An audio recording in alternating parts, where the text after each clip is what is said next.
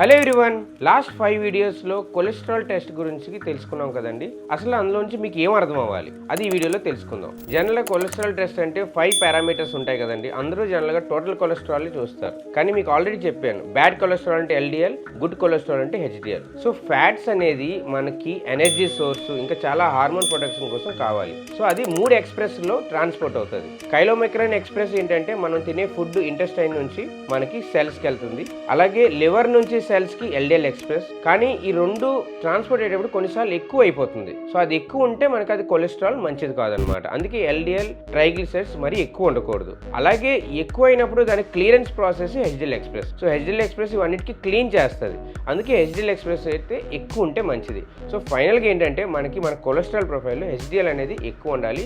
LDL, triglycerides, మిగిలిన cholesterol అన్ని కూడా మనకి తక్కువ ఉండాలి. అప్పుడు దానికి మనకి హెల్త్ బెనిఫిట్స్ ఉంటాయి.